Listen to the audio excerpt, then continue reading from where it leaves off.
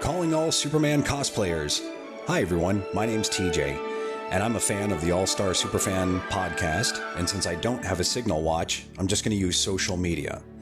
Let's all use the upcoming Superman movie opening, July 11th, 12th, and 13th, to raise funds for the Christopher and Dana Reeve Foundation. You can contact your local movie theater and let them know you'd like to volunteer to be in their lobby as the Man of Steel on opening weekend. You can volunteer as much as you're able. Every hour you give can make a real difference to someone in need. The Christopher and Dana Reeve Foundation is 100% on board and is going to be supplying us with an official digital link that people can use to donate directly to the foundation, so you don't need to worry about handling any money. You can invite your friends and fellow cosplayers to join you as Lois Lane, Jimmy Olsen, Lex Luthor, and other DC characters. And you are not alone. Alan posted a link to the Facebook event, Superman 25, in the All-Star Superfan Podcast Facebook group. The event is there so we can all work together and help each other to achieve this once-in-a-lifetime feat. We might not be able to bend steel in our bare hands or change the course of mighty rivers, but together we can have Superman's greatest ability, to give others hope and a better tomorrow. Thanks, everyone. We talk Superman, and we know what's happening. We talk Superman, and we cover everything. Doomed planet. Desperate scientists. Last hope. Kindly couple. Welcome back to All-Star Superfan Podcast, the show that soars through the skies of Superman's legacy and all his live-action, animated and comic book glory. I'm Alan Burke, and in this first part of a two-part special, we're finally turning our attention to the very comic that inspired the name of this show, All-Star Superman. Grant Morrison and Frank Whiteley's 12-issue epic, a love letter to the Man of Steel that's been hailed as one of the greatest Superman stories of all time. It's got science and wonder, it's got solar-powered super feats, and emotional gut punches that'll leave you in awe. Now, I'm not doing this alone. As always, I'm joined by my fellow superfan and co-host, the one and only Rob O'Connor, and also joining us for this deep dive into the heart of the sun is a very special guest, the host of Digging for Kryptonite, one of the smartest and most heartfelt Superman podcasts out there, Mr. Anthony Desiato. And together, we're going to break down all 12 issues of this modern classic, starting with the first 6 here tonight. From Superman's final acts of kindness to Lex Luthor's moment of cosmic clarity, we'll talk about what makes this story resonate, the legacy it leaves behind, and how it captures the essence of Superman better than maybe anything else. So grab your gravity gun, pet your time-eating chronovore, and join us as we explore the myth, the man, and the miracle in All-Star Superman. Welcome, Anthony. It's great to have you here. Hey, how's it going, guys? Thanks so much for having me. Thank you so much for joining us, Anthony. This is long overdue, man. I mean, we've been listening to your show for years. Rob has been guesting on it for a long time. I appeared recently, not too long ago, on your George Reeves. We did Star of Fate on the George Reeves rewatch show. We've said it again and again in discussions amongst ourselves and with other hosts and other people in the community. I mean, you really are at the top tier of Superman podcasting, and we're huge fans. Well, I feel the same way about you guys. It's tough to take a compliment, but also now I'm worried that you've set expectations too high for the audience. They'll be expecting a lot out of me here. No, but that's very nice. I really appreciate it. I'm so happy to be here, and obviously, like you said, we've podcasted before in other places, and obviously have interacted on social media and whatnot. But this is really cool, and what a work to be here to discuss. So I'm excited. Yeah, I was just speaking to Mike off. I was just speaking to Mike. I was just speaking to Rob off mic, and I was saying I'm a little bit intimidated by covering this book. And it's something I've been kind of struggling with over the last couple of weeks, where I sometimes I just, like, we've reviewed other books in the past, and I don't really know how to tackle this one sometimes, because it's such an amazing story. But then I do have issues with it myself and stuff, and we'll get into all that later on. And I have a big history with it and an admiration for it. Every week, every time I read it, I take different things and feel different ways about it. Rob, like, where are you coming at this with? Watch how easy I make you, your podcast, and the entire Superman podcasting community seem completely unreliable, Alan. And then the inimitable Rob O'Connor opened up the floor and shook hands with a baboon in an all-star superfan suit. Yeah, I mean, I kind of know where you're coming from, Alan, a little bit. I think a lot of people don't remember this, but this story took years to come out. And I think as it was coming out in the opening couple of issues, there was kind of a couple of people kind of turning to each other going, where's this going, you know?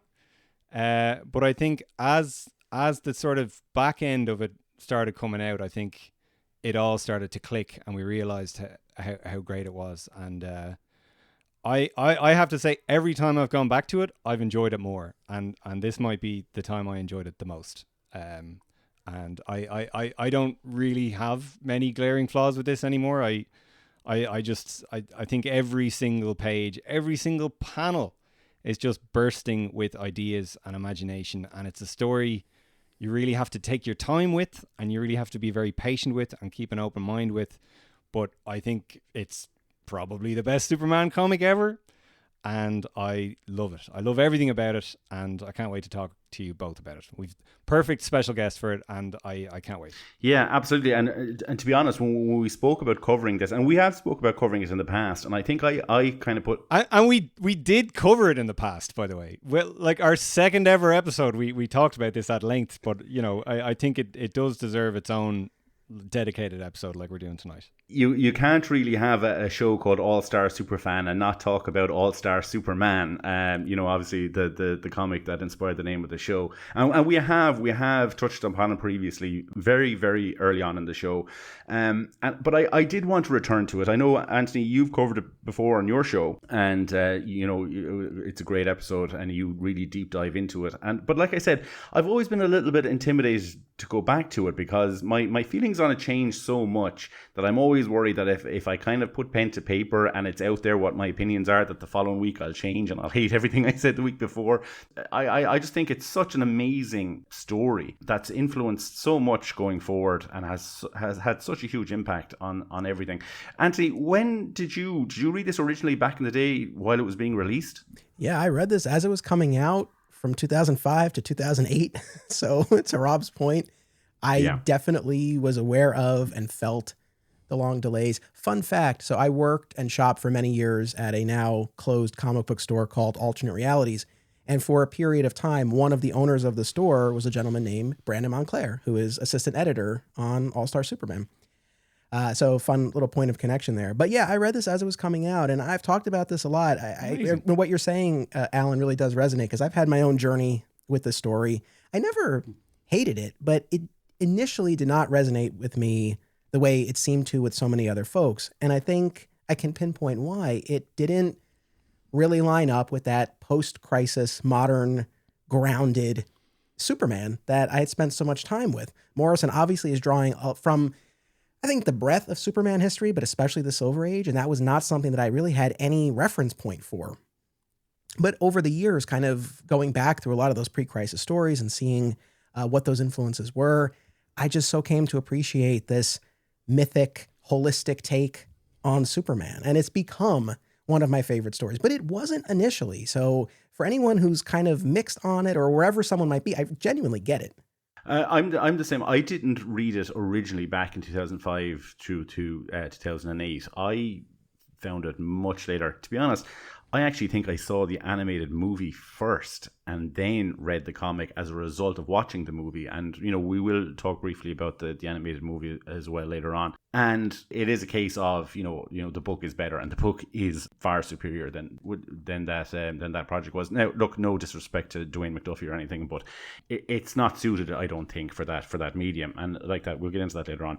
But one thing about those films is that and I'm an example of it. It kind of pointed me in the direction of the original material. And then when I read the book, I was like, wow, this is unbelievable. But like you, Anthony, I had huge issues with it at the start because I just struggled to relate to it a little bit because it didn't feel like my Superman. Like you said, my Superman was the Lois and Clark. I want to say air quote grounded because obviously it's still fantastical and stuff. Kind of like a street Superman, like you said, post-crisis John Byrne Superman that I was reading in the comics at the time. And this was so heavily influenced by the Silver Age. And the Silver Age was kind of my dad's Superman. That kind of way. I remember growing up with an annual at the time. One of my fathers, and my father's not a huge comic book reader by any means, but he had a Superman Batman annual from the 60s. And it was one of the first books that I read growing up. And it had all this crazy stuff. Batman and Robin were going to distant planets and fighting like dinosaur people and all this kind of wacky, crazy stuff. And I never really associated with that. And then this is so heavily influenced by that. There's so much of that in it.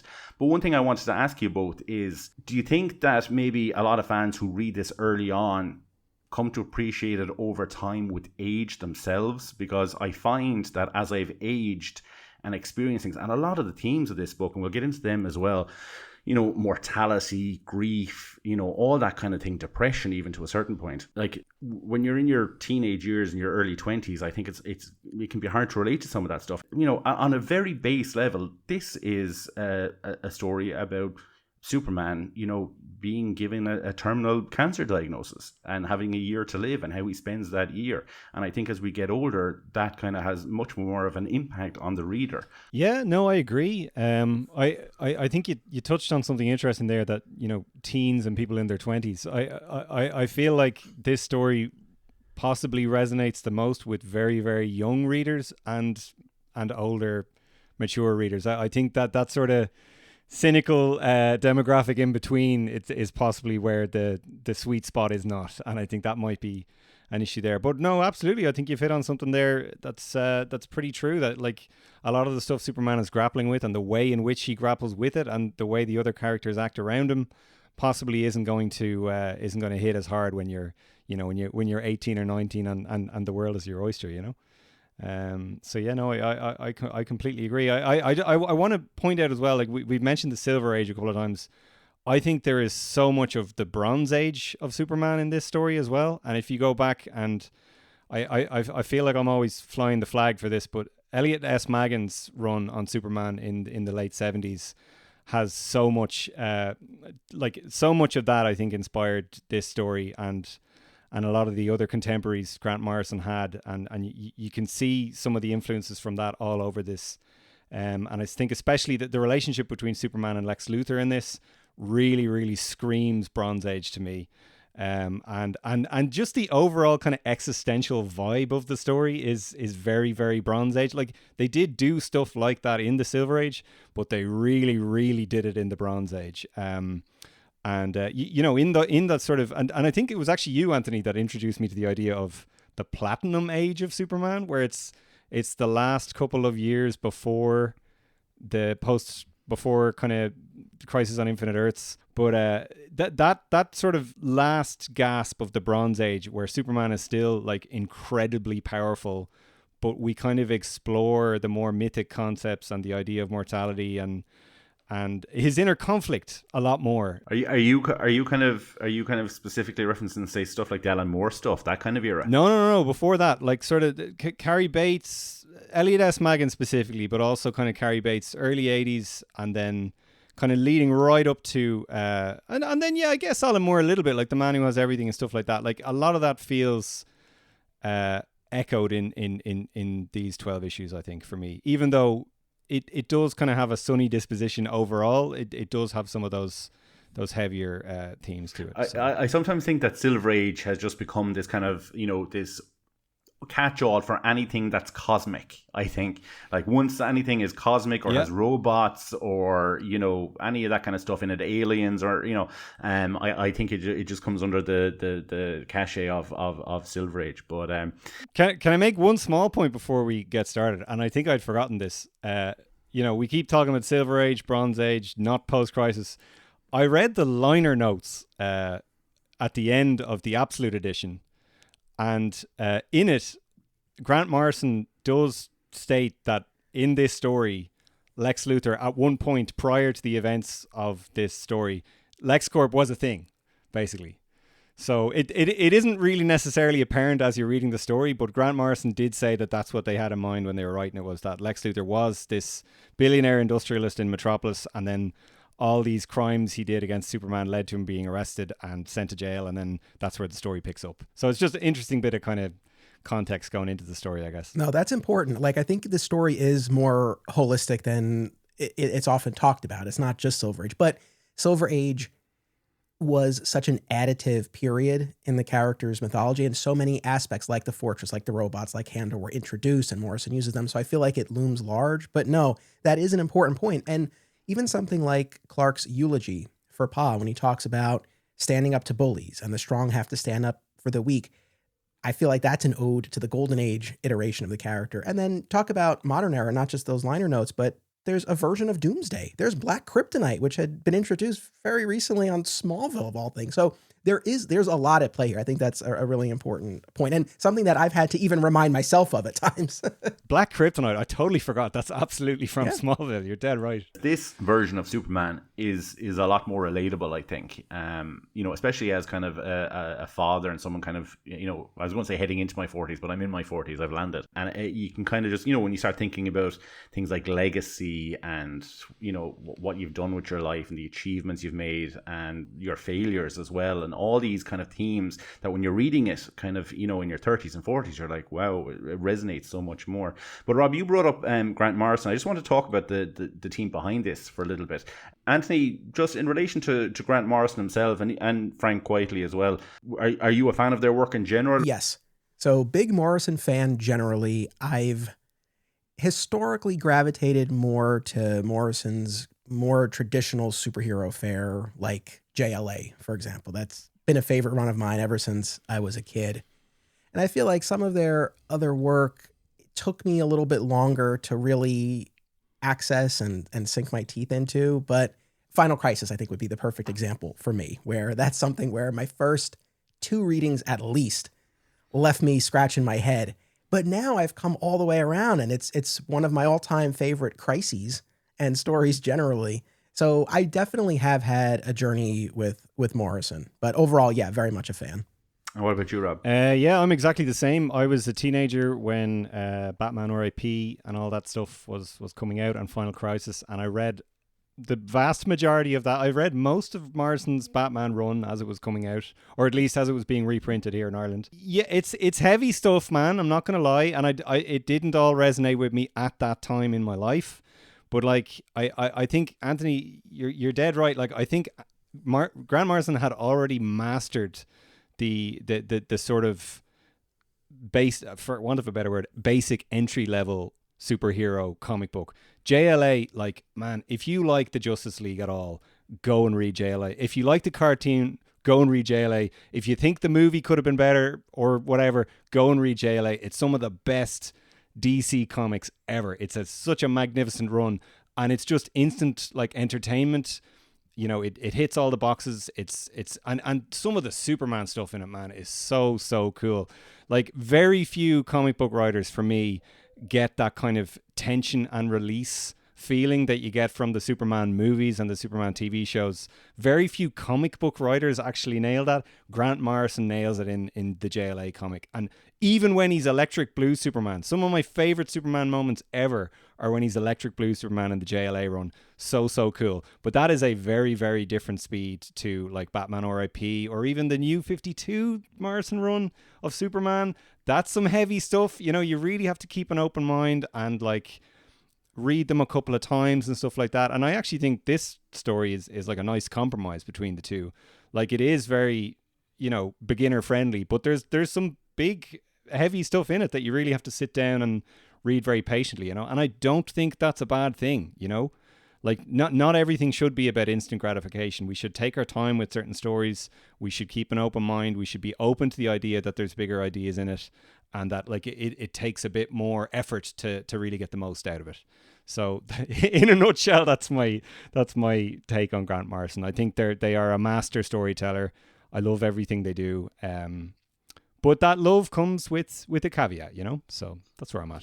Yeah, I wouldn't be as well versed as you guys, I'll be honest. Like Batman R.I.P., when I remember picking that up years ago and sitting down reading it and just trying to figure out what the hell was going on with it for a long time.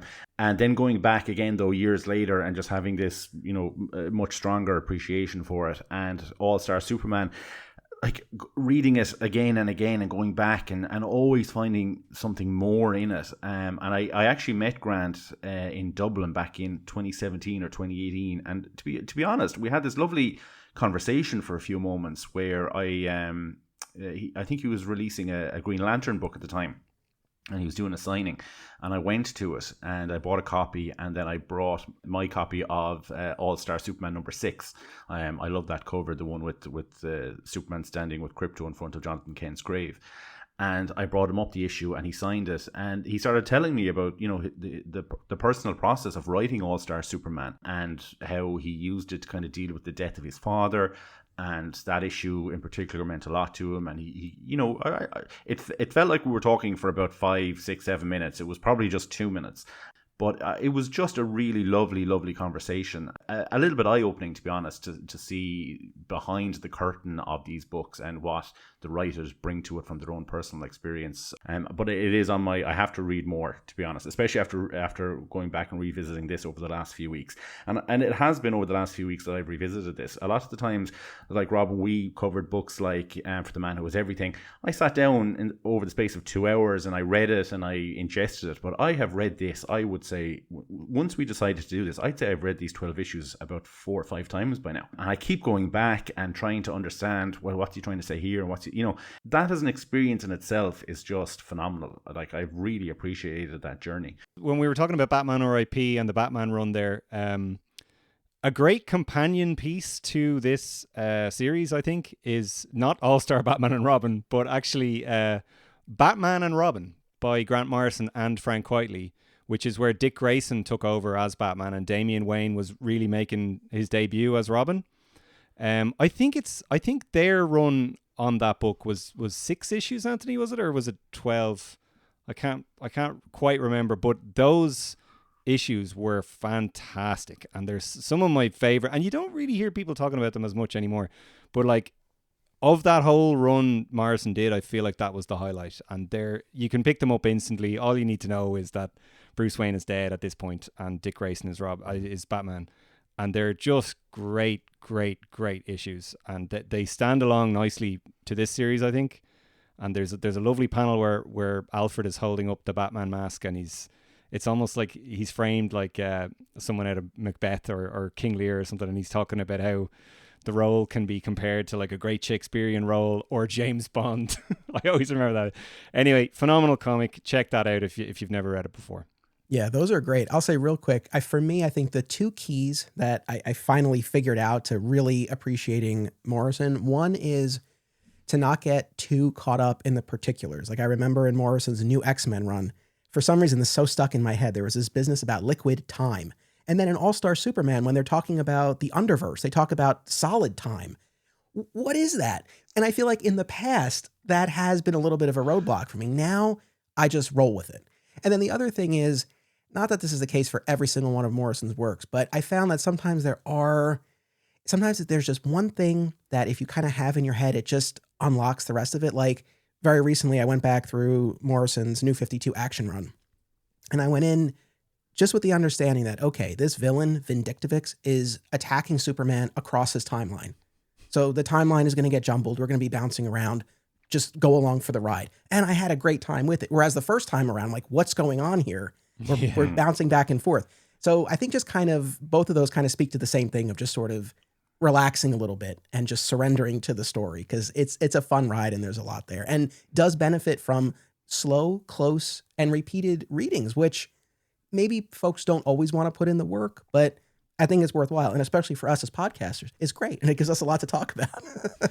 And I'm going to be honest, guys, as we're going through these books, I'm going to be picking your brains and your expertise, because there is things that I didn't quite get, and there are characters that I didn't quite understand, and I'm looking forward to discussing those with you as we go through it, and getting your interpretations of what's going on. But how we're going to do it, guys, is we're going to go through it issue by issue, not panel by panel or anything like that. We'll do a synopsis. We'll go through the issues, what we liked in them, what we didn't like, characters, themes, that kind of stuff.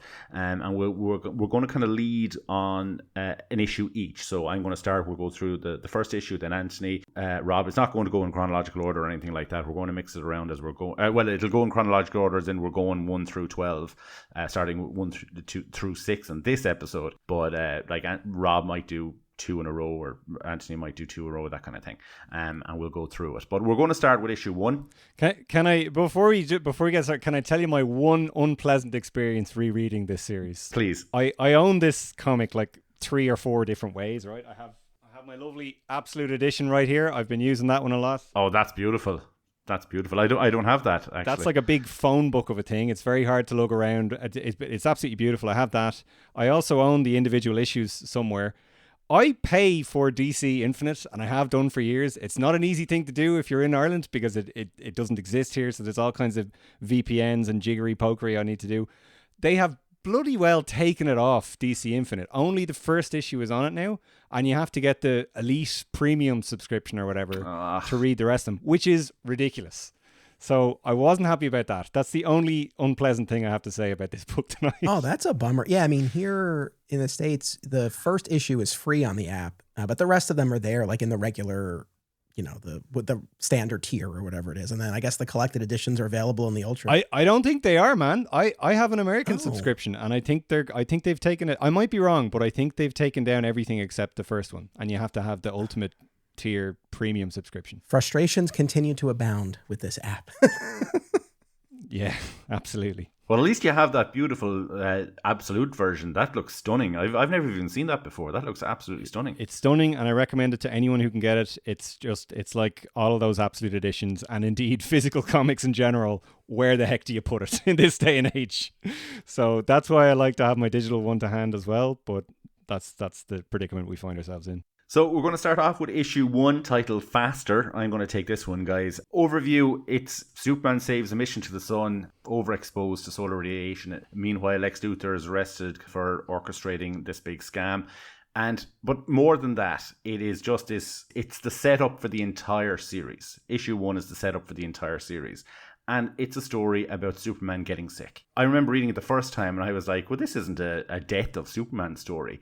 And whether it is or not is one of the things that is left open to interpretation, which is something that I love, because it both is and isn't a death of Superman story in so many ways. Like, even that one simple thing is up for interpretation, and I love that. But the first thing I want to talk about, and we mentioned it briefly at the start in our opening, is it possibly one of the greatest Superman origin stories. I mean, it's 8 words on 1 page, and I know you've spoken about it on your show previously, Anthony. I remember that episode.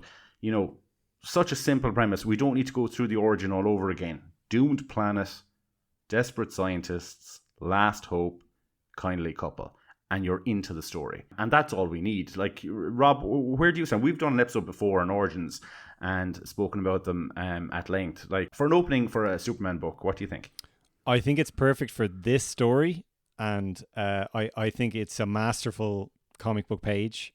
And they're beautiful, beautiful panels. And yeah, I think at this point in time in Superman comics, nobody needed to see the origin again, and that makes sense. I think, that being said, I think a lot of people point to this and say, here's why you don't need to do a big Superman origin story, which I don't think is fair. I think some of my favorite Superman comics are big, long origin stories, So I just, let's be careful about it is all I'm saying. But I think it is beautiful and perfect in this story. And I know we're not talking about the movie tonight, but at this stage in the game, like, that is absolutely how they could start this movie, and they would be right to do that, I think. That was actually going to be my question to Anthony. Anthony, you're sitting down, you have got a bucket of popcorn, the black screen, lights up, and you see Doomed Planet. and then you see Desperate Scientist. Are you happy or are you not happy? I think I'm happy. I think at this point I would be shocked if it opened any other way. I feel like James Gunn has been very clear about the influence of All-Star Superman and the fact that this is not an origin story, yet I feel like you probably want to offer something for people who might not be as well versed in the character, and I think this is a very elegant way to do it. Yeah, it's Rob, to your point, I mean, I've gotten, as a fan and a podcaster, a lot of mileage out of the various tellings of the origin stories. And some of my favorite Superman stories are those origin stories. So I think there definitely can be a place for it. But yes, you don't need a full telling all the time. And you look at something like this, and it's a great reminder, because all of us, we spend a lot of time kind of parsing out the different beats of the origin and the different ways that it can play out. But it's a helpful reminder that it's this very mythic, elemental story. And that one page just boils it down to those most essential elements. Yes, each one can be spun in a different way, and we've seen that, but at its core, that one page just captures it. It's a really wonderful way to kick off this particular story. I am a big fan. And let's not forget, that's how Siegel and Schuster did it. It was one page in Action Comics #1. So we start off, we obviously get through that opening, and then we're on a mission to the sun, where a group of scientists are traveling to the sun, led by, I keep forgetting this guy's name, I want to say Leo Quantum. Am I right? Quintum. I keep getting it wrong. Now, this is one of my first questions. I'm going to put it to you guys. I've never come across this character before. Is he an invention for this book, or is there a backstory to this guy? Well, depending on whether or not you subscribe to a certain fan theory, he is a pre-established character. Anthony knows exactly what I'm talking about. I had a feeling this was coming up, right? The theory is that he's Lex. Yeah. Is that correct? Yeah. And it's a theory I subscribe to, even though it's been debunked by Frank Whiteley. I still think it's the case. As in, like, an evolved Lex from the future, or? Yeah, so it's Lex from the future who has reformed as Superman long suspected he would, and he's back. He's come back in time to help Superman.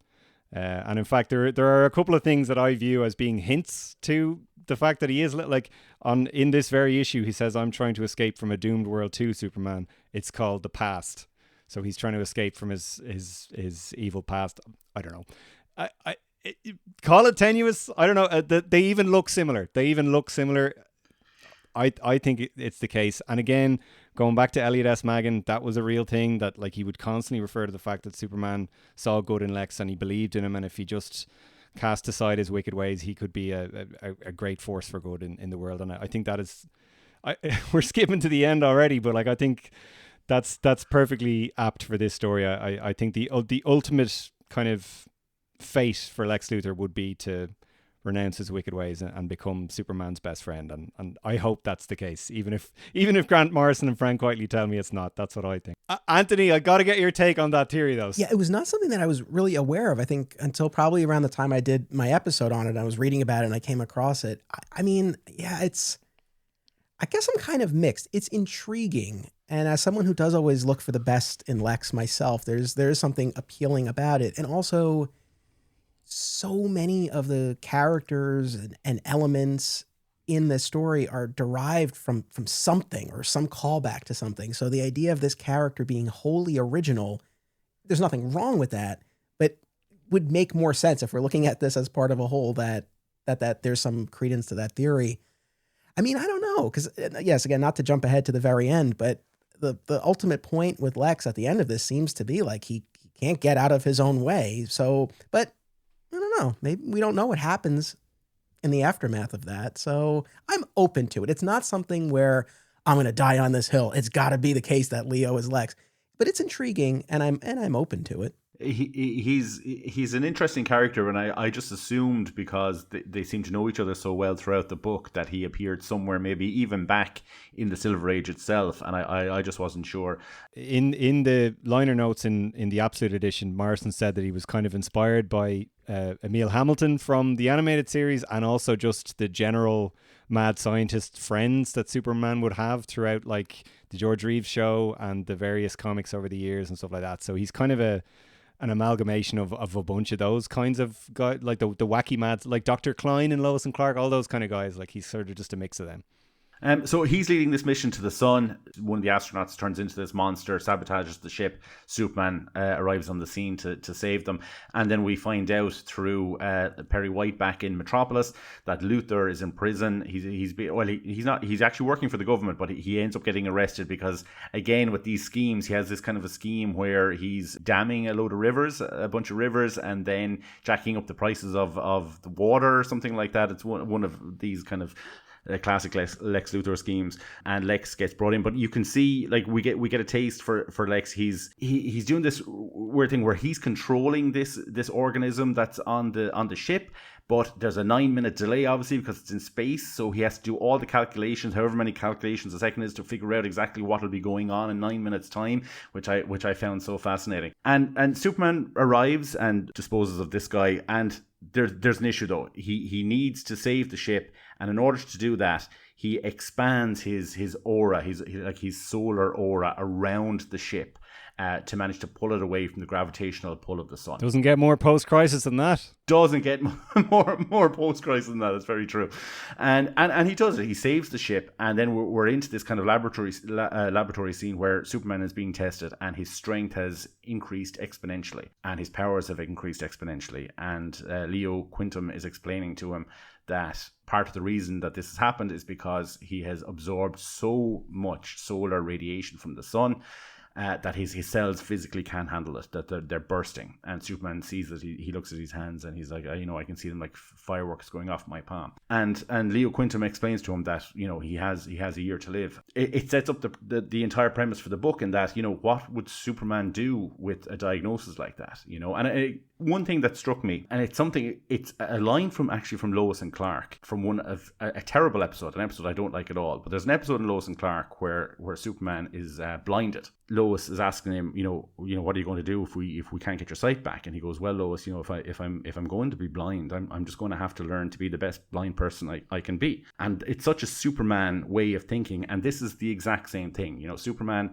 is dying, he's terminally ill, and what's he going to do? And he has to think about, well, I have to be the best terminally ill person that I can be, really, and make the most of the time that I have left to help humanity. And I absolutely love all that. And yeah, that's it. This issue ends in a very kind of a nice, quaint way. Lois and Clark are walking back to Lois's apartment. As they're walking in, Lois is carrying a bag of groceries, and Clark decides this is the moment on the street to reveal his identity. He has no reason to keep it a secret anymore. And it ends with her dropping her groceries on the ground, and then we're into issue 2.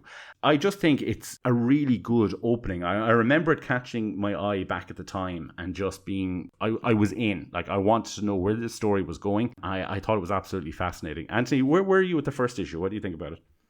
Yeah, definitely a strong opening. I mean, a few things. One, as you guys have heard, I'm endlessly delighted by all of these instances across time and media when Superman is thrown into the sun.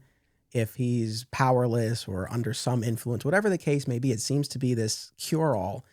But I don't know, this kind of blows that out of the water. Although in this instance, he's not going in. I mean, he's going in fully powered. So the science tracks for me, but it's just funny because we talk about all these instances of him getting flung into the sun and it fixing him. And here it's the opposite effect. I love the fact that Lex has essentially a cover crime. All this business about the water rights, like he's bought up these water rights, he's dammed up these rivers, and now he's going to mess with the sun to cause water shortages and then make a fortune. But it's like, I mean, I guess that would be an added benefit for him, but it's like, it's also all a cover so that he can manipulate Superman into the situation and give him a death sentence. And then the last big thing from this issue for me is we also start to see in this issue, which I love, how the bumbling act that Clark performs, yes, it helps maintain his cover, but we also see an instance when he's walking with Lois, how he uses that to help people. Like he bumps into that guy on the street, but if that guy kept walking, he would have been hit by the falling debris or whatever it was. So I really like that as well. Rob, where do you stand with issue 1? Yeah, again, going back to what I was saying earlier on, I think when I read this first, I was like, ooh, this isn't quite what I expected. But I think every time I go back to it now, I'm like, what was I thinking? This is great. It's every page. And one thing that stood out to me reading it this time, I really like the idea that Lex is controlling the creature from Earth. But you mentioned, Alan, that there's a 9-minute delay. So General Lane walks in and it's like, who are you talking to or whatever? And Lex has this conversation with him. And but at the start of the conversation, we hear him say a thing that the creature doesn't say for like another 2 pages. It's just a really fun, just like chronological, playing around with time. Morrison is just amazing at that. And then the only other thing I really liked the bioelectric aura. Always thought that was cool.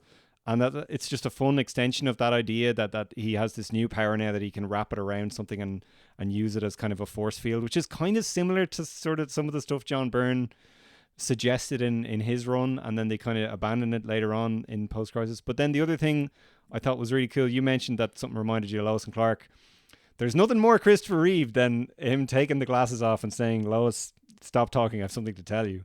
And his whole posture changes, and I don't know, like, I don't know how well it comes across in the story itself, but definitely another thing I read in the Absolute Edition, Morrison mentions this idea that Clark's body literally physically changes when he becomes Superman in this. Like, he's curving his spine so that his belly, like, you know, extends out, and he looks kind of flabbier and fatter than he does when he's Superman. And in these panels, you can literally see, like, when he holds himself up straight, his jaw like tightens and his whole physique just seems to change.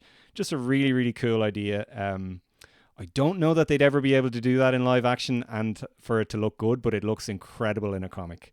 And I really, really like that. And Anthony, all the stuff you were saying about clumsy Clark, again, I think reading this at the time, I was like, no, Clark's a cool guy. He's like you and me. He's not like that anymore. Reading it now, I'm like, no, give me this Christopher Reeve, clumsy, mild-mannered Jerry Siegel Clark. I love it. Brilliant. And it's such a funky idea that every time he's clumsy, he's actually helping people as well. It's brilliant. It's such a cool spin on it. Love it.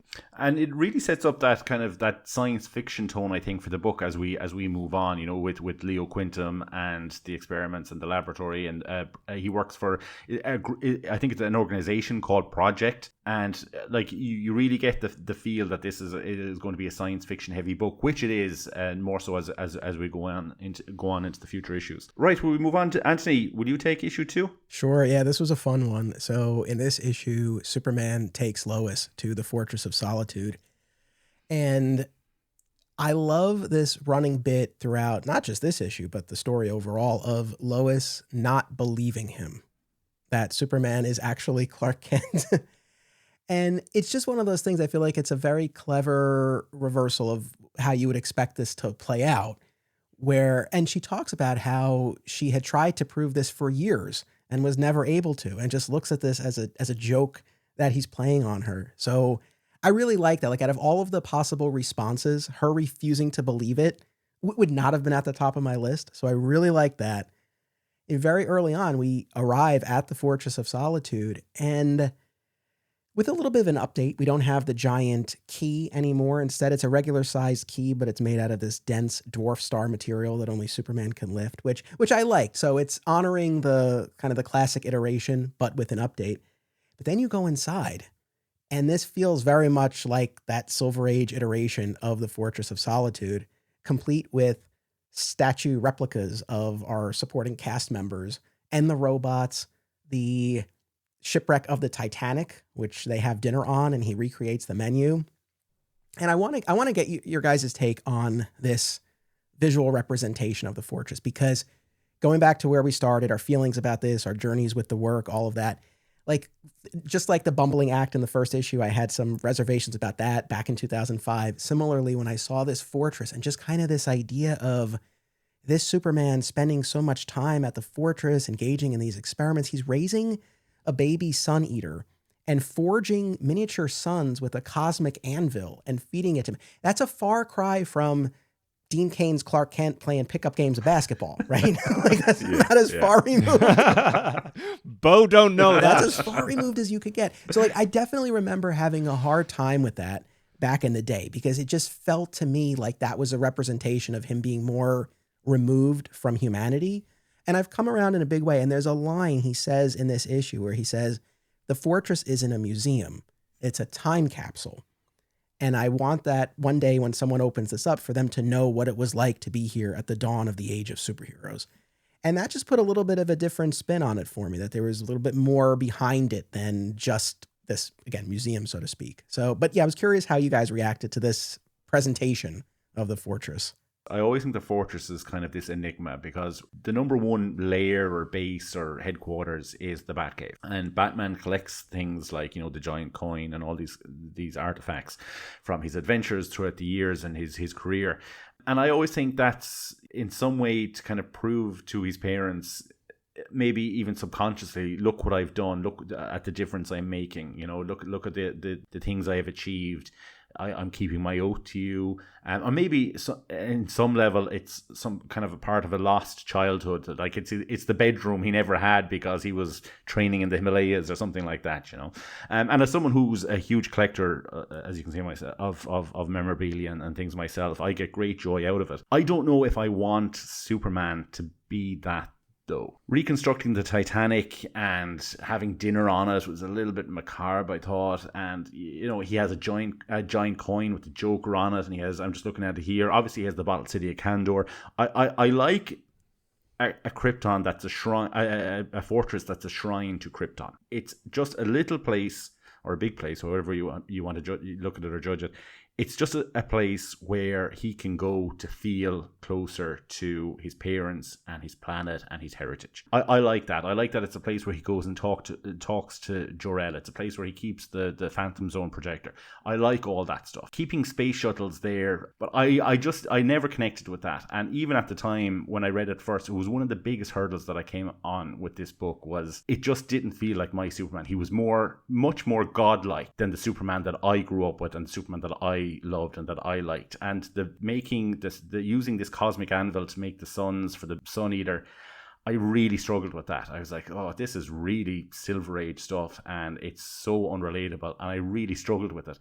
But looking on it now, a little bit older, I still don't love it, I have to be honest. It's probably one of the aspects of the book that I didn't love the most, but I appreciate it a little bit more now. And I like the idea that, yes, he knows that in the future there's this League of Supermen, and that the world turns into this utopia, and it all starts, and he says it later on in the book, that it all begins with this, you know, the dawn of the age of superheroes, and it's kind of a curation of that.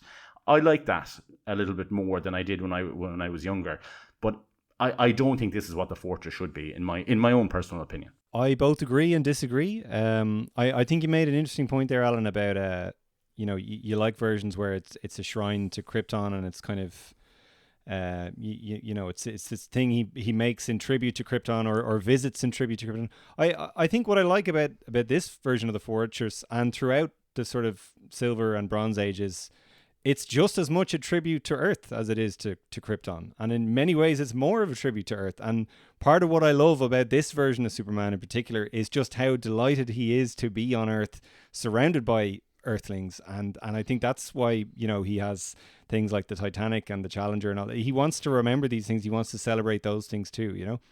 I think functionally, you know, if you're reading Superman stories month to month, I think this kind of fortress and this level of power can make him seem like he has too many resources at his disposal. And I think that's why it was a sensible change in both the Reeve movies and Post-Crisis and the various TV shows.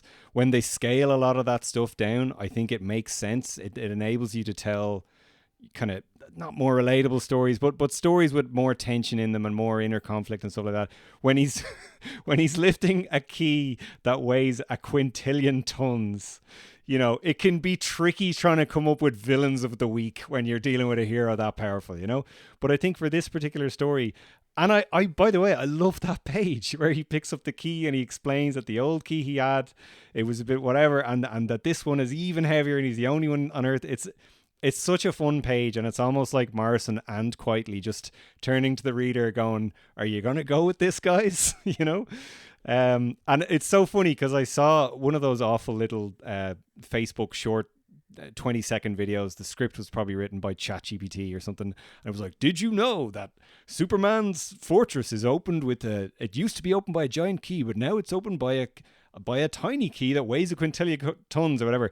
And there was all these comments underneath going, that's so stupid. The key would sink into the center of the earth and all this. And you're just like, guys, if you're going to take issue with that bit of science in this story, this is not the Superman book for you, you know? I think that you make some interesting points there, Alan. And I think, I won't spend too much longer, but I think there are two main versions of Superman that you can decide to do in your story. One is the kind of mythic, godlike Superman from this story, and then the other is the sort of down-to-earth, kind of just like you and me type, world in his pocket type post-crisis Superman. And most of the stories we've grown up with have either been one or the other, and I think they're both very, very valid interpretations. And this, I think, skews a little bit more to that side of things, Anthony, so Lois has a great night and everything's perfect, nothing goes wrong, correct?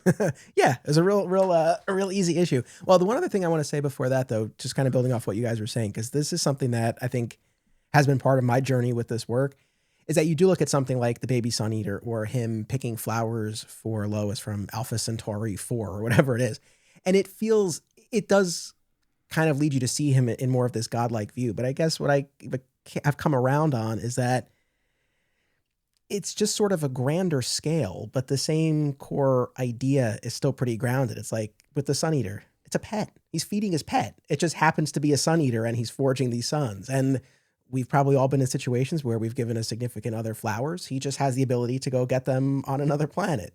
So that kind of went a long way towards smoothing that over for me as well, and just kind of appreciating the scale and just his capability is so different, but this core underlying idea is actually relatable or grounded. At least that's how I've come to look at it. There are a couple of other kind of features of the fortress that I just wanted to mention. Rob, you were mentioning before about his posture as Clark, and there is a moment here where there's the mirror of truth in the fortress that he's standing in front of, and at a certain point he puts on the glasses and he slouches or compresses his spine, whatever it is that he's physically doing to contort himself. So as he's standing there in front of it, he's in the Superman costume, but otherwise looks like Clark, but in the reflection, he's still Superman. So interesting device and kind of visual presentation of that duality. And then there's also this time travel element where he has the ability to communicate with these future Supermen. And there's an encounter with the bandaged unknown Superman. And I guess I just have to give props to J-Lo, because the fact that little bit about we're in the future, what was J-Lo? The fact that joke can still work now, 20 years later after this comic was made, props. This is one of the things that I wanted to ask you guys about, okay? Because I legitimately didn't know if this was a joke about J-Lo or if J-Lo was some Kryptonian guy that I just didn't know about. So it just goes to show. Thank you for clearing that up. It's funny. It's such a timeless story overall. I mean, I'm kind of quickly trying to scan through and see, like, are there other instances of then timely pop culture references that nothing's immediately jumping out at me, but there's that, and yet it still works. So we have that. But there is this business about Superman's forbidden room in the fortress that Lois stumbles upon. The door's open. She sees the robot in there with this scan of her body and this kind of scary looking device. And throughout the story from that point forward, her paranoia begins to grow, and she questions whether this trip to the sun did something to Superman or his intentions nefarious. She doesn't know what exactly she can trust. And then the payoff to this is that she had inadvertently, I guess, inhaled the fumes of these chemicals that were part of this experiment. And the experiment is a birthday present for her. So Superman wasn't up to something nefarious, but the opposite, in fact. He has concocted this way to bestow her his superpowers for a period of 24 hours. That's what was going on in that secret forbidden room. And the issue ends with him holding up a costume for her to wear, which will lead us into the next issue. So it wasn't silver kryptonite this time around that was making her paranoid, am I right? No silver kryptonite. Black is still coming, but no silver this time. So it was silver in Smallville that made them paranoid, wasn't it? I made him paranoid, yeah. Okay. Excellent. So issue 2, Rob, do you have anything to say about that before we move on to issue 3? No, yeah, just overall, the idea that she would be made paranoid by inhaling fumes for something, that's such a fun little Silver Age type thing. It's a great issue. Excellent. So, Rob, you're going to bring us into issue 3. It's Sweet Dreams Superwoman. Yeah, so this is one of my favorite issues. The story opens exactly where we left off. We see Lois drinking this really delicious looking golden serum that will give her superpowers. It's glowing golden serum. It's lovely. And then we immediately cut back to Metropolis, and we get this guy who looks like he could have been a Kenner action figure in the 90s. His name is Krull, and he's a dinosaur from the center of the earth, and he's just causing all kinds of havoc. And the Daily Planet crew, Steve Lombard, Jimmy Olsen, and Cat Grant are on top of the Daily Planet. They're looking down at all this going on. We see Jimmy Olsen's signal watch, which comes up a lot in this story. And then we see Superman and the newly christened Superwoman flying into action. And Superman's apologizing, saying, "Oh, well, I'm sorry. The last thing I wanted on your birthday was a reptile invasion from the Earth's core." And Lois is like, "Are you kidding? I wouldn't have had it any other way. Like, bring on the monsters or whatever." And unfortunately, though, or fortunately, depending on your point of view, the Krull is already being dispatched by a guy called Samson, who is kind of another superhero with a similar kind of level of strength to Superman. And then his friend Atlas shows up. They both try it on with Lois. Superman is none too pleased about this. But they're just trying their best, and they offer to do some super feats of strength in honor of Lois Lane, and the most incredible feat will win her company. And to Superman's chagrin, Lois kind of entertains this and starts flirting with him, which he's not very happy about. They bring Krull back to the center of the Earth to the Dino Tsar Taranko. And I'll mention the Absolute Edition again because at the back of the apps in the liner notes, Grant Morrison gives a huge backstory to the Dino Tsar of Taranko. So it's well worth reading that if you're interested in kind of finding out more about them. Samson gives Lois this radioactive necklace, the radioactive crown jewels that he borrowed from the Ultra Sphinx back in the first dynasty of Atomhotep, and Lois is delighted by this, even though that they would be lethal to a human, but she's fine because she's got superpowers for 24 hours. And Superman starts kind of complaining to Samson, you know, what's it going to take for you to keep your hands off my girl? And Samson reveals at this point that he knows that she won't be his girl for very much longer, because he holds up the newspaper that says that Superman is dead. So he has obviously seen into the future and knows what's coming. And then the folly of their actions becomes apparent, because this beautiful radioactive crown jewels that they've gifted Lois, it turns out the Ultra Sphinx is none too happy about this and arrives and tries to take them back, and in doing so puts Lois into this kind of limbo state between life and death. And the only way to get her out of this is for Superman to perform a super feat, which is to answer the unanswerable question, which is what happens when the unstoppable force meets the immovable object. And we see him think about this for a second, and he goes, "How about this? They surrender." And he kind of has a little chuckle to himself, and you're going, "Oh, okay, fair enough. How did he come up with that? I don't know." The Ultra Sphinx decides that this is acceptable, and Lois is broken out of the trance. And Samson and Atlas, despite Superman getting them out of this jam, they're still kind of posturing and being macho, and they're still trying to win Lois's affections. And Superman's right, "I've had enough of this," and he arm wrestles both of them at the same time. And like absolutely just beats them instantly, not a bother on him. I kind of took it a little bit that part of that is because his powers have been increased. Did you guys read it that way as well, or is it also just that he's just that powerful anyway? I just got it that, you know what, he's so good all the time, and he's always the bigger person, that he was just being a bit petty this time and showing these guys what he could do and putting them back in their place. And I think it was completely deliberate and intentional.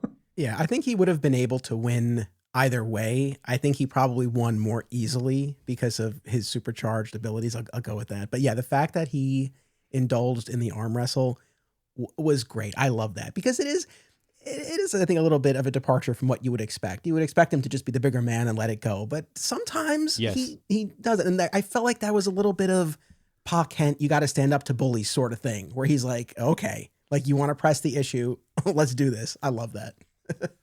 I kind of read it as like these guys need to be taught a lesson a little bit. Like the fact that he got them out of this trouble they got themselves into, and they were still posturing and they were still trying to be the big man and all this kind of stuff. He was like, okay, fair enough. If that's what it's going to take, here we go.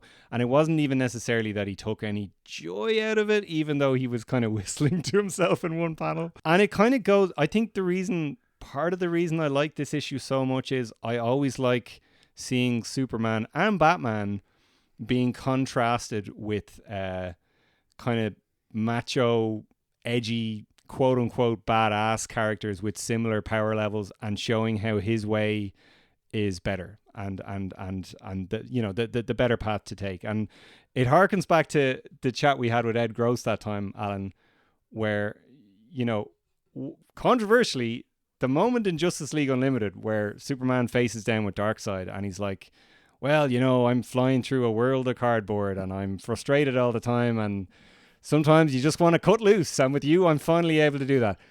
That I absolutely take on board that is a valid interpretation to view Superman's internal conflict.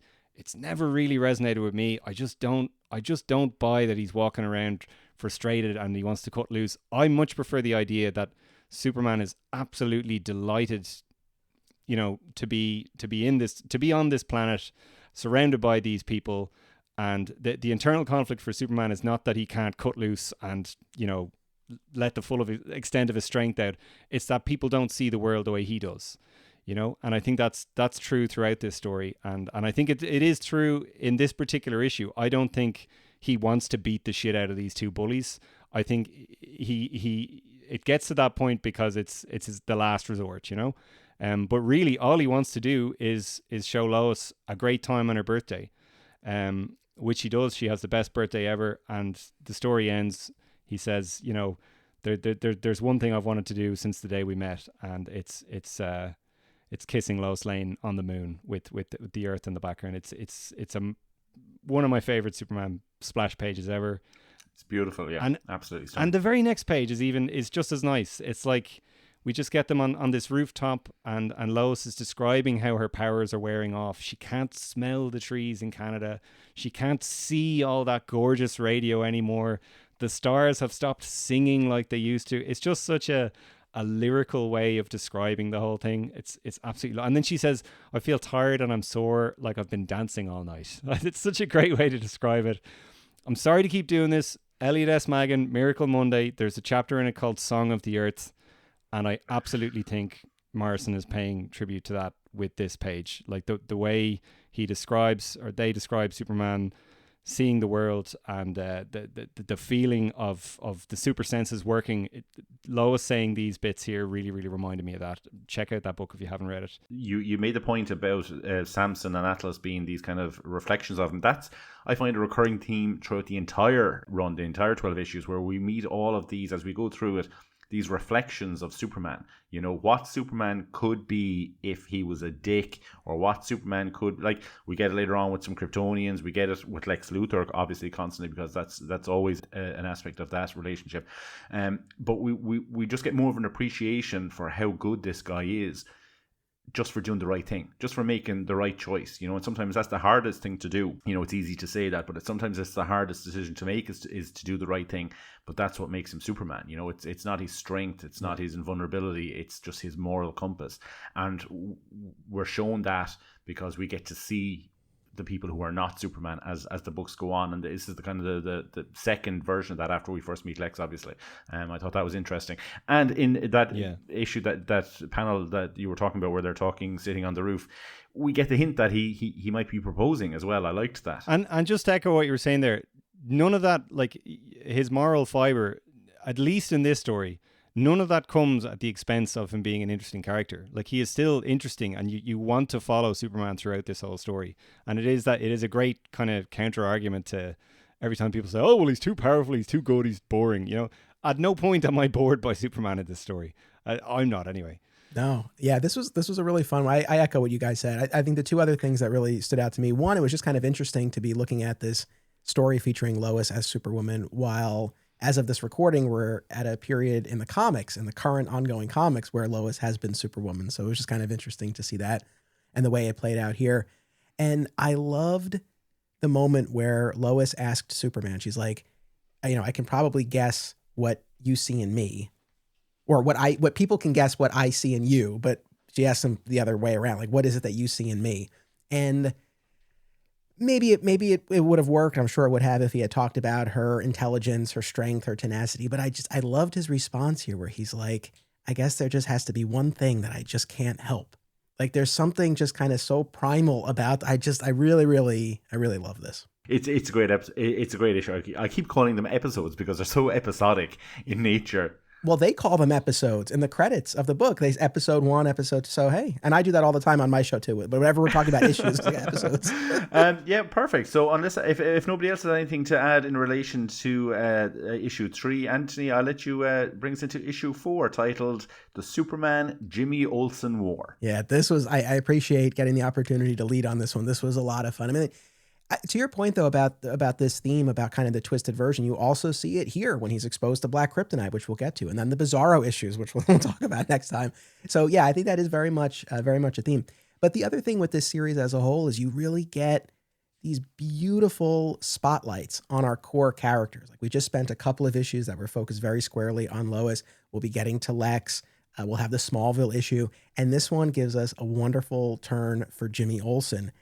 And we open on the scene of Jimmy and Lucy at home, and she's really giving him a hard time because he's been voted worst dressed once again for another year. But we get this information here and in the subsequent scene with Perry White. This is a kind of unusually, but I think refreshingly successful Jimmy Olsen. Like he has this very popular Sunday feature for a day. So he'll go into all of these different situations for a day and then report on it. And I love, do you guys like this angle for Jimmy Olsen? Yeah. Some character development for Jimmy is always great because sometimes I think he's so underutilized, and he's basically Superman's sidekick. There's a reason why he was Superman's pal, Jimmy Olsen, in the comics for so long. I love that. What do you think, Rob? Yeah, no, I agree. And I think fundamentally it still feels like Jimmy Olsen.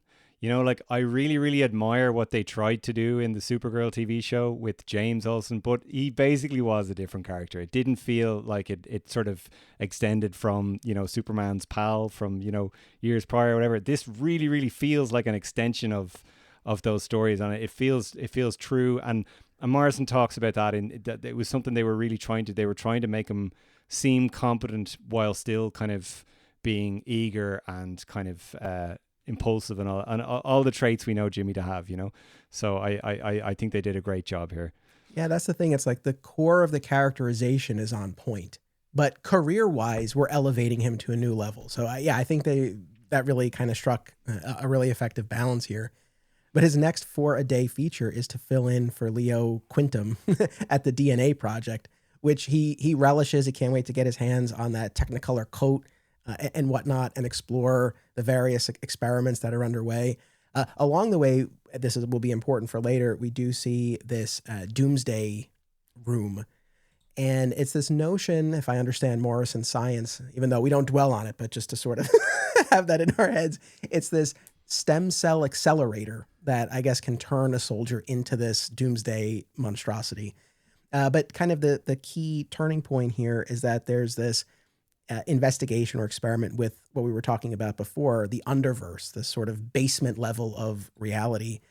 And very quickly, Jimmy ends up needing a rescue from Superman, who arrives on the scene and is able to save Jimmy, but not one of the techs there. I guess it's one of their drone workers that they've created through their DNA machinations. Yeah, they speak about that, almost like these bizarro drones that he uses to like you said, machinations to do all the labor intensive work and stuff. And we'll revisit that later on in a future issue. Yeah, and Superman is, though, able to recover the Discovery, which turns out to be this black kryptonite. Now, this was interesting. I don't think that we hit on this a few minutes ago, but he had learned that he's now impervious to kryptonite, because when Lois is paranoid in the fortress and she blasts him, but he's fine. He's like, oh, good to know. So he thinks he's fine after being exposed to this black kryptonite. But then very shortly thereafter, as he's there with Jimmy, we start to see his behavior shift. And as a Smallville fan, right, I was very happy. And you know what's funny too? Despite being such a Smallville fan and being very intrigued by the idea of black kryptonite, I always forget. I always forget that black kryptonite is in this. It doesn't function in exactly the same way. In Smallville, it's more of a really like a physical split in a couple of the instances. But here, it still kind of has the same, I think, core idea of unleashing another side. Although I don't know that this is that far removed from what we would see from Red Kryptonite, for example, in terms of like removing inhibitions or whatnot. But in any event, it sort of unleashes this bad/bizarro-esque side, because we see this frustration kind of come forth from him, and he kind of lashes out at Jimmy about his signal watch and about like, don't you think I have enough to do without saving you all the time? And he carves his symbol into Leo's table, and he's like, I probably did him a favor. It'll go up in value now. So we're seeing all of these frustrations now come out. But as the story progresses, his speech pattern will slowly devolve into more of the Bizarro-esque pattern. Yeah. So yeah, for the dreaded backwards talk. Yeah. Yeah. Yeah. So that's the thing. I think if we're trying to pin down what this version of Black Kryptonite does, I guess, yeah, it unleashes this kind of darker side and then really veers into the Bizarro territory. And I think my favorite part about this whole thing is the Jimmy of it all, and the fact that he steps up. And even as Superman's starting to lose it, he does have a moment where he's like, Jim, I'm in a jam. Like, I love the fact, and maybe it was just that Jimmy was the only one there at the moment, but I love the fact that he would ask Jim for help in a moment like that. So it's not just that it's always Jimmy needing a rescue, but that he asks his pal for help as well. You know, and there are different kind of scenarios that the DNA Project is going through, and one of them is banishing Superman to the Phantom Zone to protect the people of Earth, and Jim is very opposed to that, and he wants to use the riskiest option, which is this Doomsday Protocol, so that he'll be able to physically stop Superman. And he takes that upon himself and injects himself with this, again, stem cell accelerator that morphs him into a very Doomsday-like creature. And we have this little battle between them in the streets of Metropolis. But it seems, as Jimmy explains later, like the quote-unquote worse Superman gets, the weaker he gets. So a little bit of that backwards bit going on.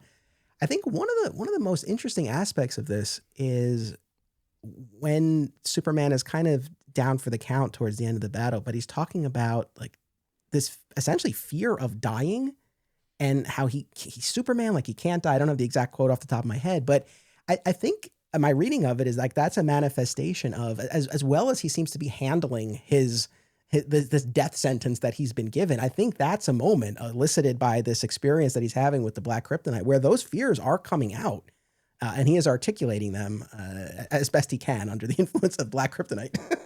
At the end of the day, he is human. Like, you know, I mean, he grew up, he's dealing with his own mortality, dealing with his legacy, dealing with, you know, the finite nature of his life.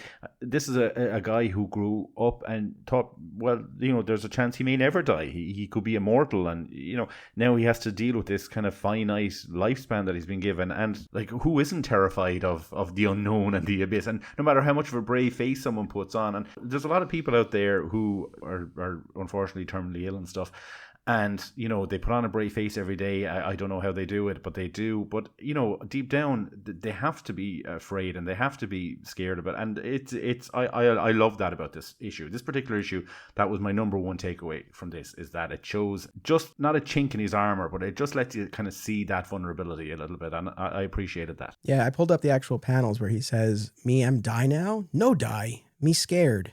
No die. No can die. Am Superman. No can die.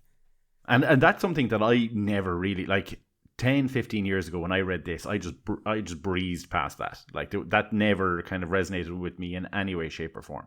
And I thought that was really just, and you can see, and like Jimmy's a hero here. Like Jimmy has no superpowers. You know, he injects himself with this thing, doesn't know if he'll ever revert back to being Jimmy or not, or how it's going to affect him or anything like that.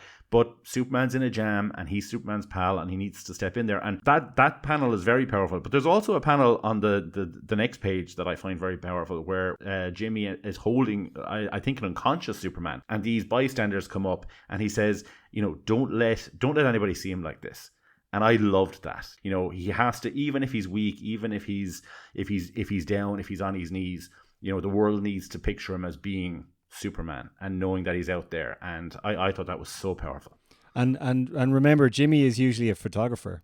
That's a great point, actually. He has obviously had to make this decision in the past, you know. And I'm thinking of that Metallo episode of Lois and Clark where we literally see Superman on his knees, and Lois is like, "Take the picture, Jimmy," and he's like, "Are you sure?" And he, so he has wrestled with this, and it's obviously very important to him how Superman is perceived visually. So, well, one thing I was waiting for you to mention this, Anthony. We are warned earlier that this stem cell accelerator or whatever, that Jimmy needs a hypnotic trigger to snap out of it, and without a hypnotic trigger, he might be Doomsday forever. It's not really spelled out, but the way in which he turns back from Doomsday into Jimmy Olsen is he hears the signal watch, and that seems to be the hypnotic trigger. And it just sort of occurred to me reading it this time that that's a really, really lovely idea, that because we keep being reminded throughout all these issues how annoying the signal watch is, and how like Lois is irritated by it when she has superpowers, and evil Superman, I think in this references that it's annoying and he doesn't want to hear it anymore. But for Jimmy, the sound of it is just so like burnt into his brain as being how important his friendship is with Superman, and that's what snaps him out of being Doomsday. I think that's a really, really lovely idea. Yeah, that was a very, very nice touch. And it's funny when you talk about instances where Jimmy refrains from taking a photo. I'm glad you brought that up too, because we recently covered the Critical Condition storyline from the early 2000s Superman title. And there was a moment that played out exactly the same there too, where Superman is poisoned by kryptonite, and he's in this Star Labs operating theater in a very compromised position. And Jim has the shot and he doesn't take it. And he's like, "Sorry, Perry. Like, I know you would want this, but like, I can't do that." So yeah, I love him looking out for him in that way. And at the end, he asks for a cosmetic alteration, a temporary cosmetic alteration to the moon, and goes home to Lucy. And of course, the moon says, "I love Lucy." I love that Lucy is in this as well, by the way, and that we have this relationship, as tenuous as it might appear to be, nevertheless. But I'm glad that we have that. Is it not the deepest of relationships? Pretty superficial, yeah. I mean, the fact that she's ready to dump him and go out with Rock Handsome because Jimmy lost this Best Dressed award, but still, happy to see the character there. Are you ready to have your mind blown, Alan? Always. You know me. Always. Go on. Frank Quitely and Grant Morrison, and maybe you too, Anthony, by the way. Depending on how familiar you are with British pop stars or the movie A Better Man, Jimmy Olsen in this story is drawn to look like Robbie Williams. What? Pop star. I'm telling you, I'm holding the book in my hand right here. They literally say it in the book.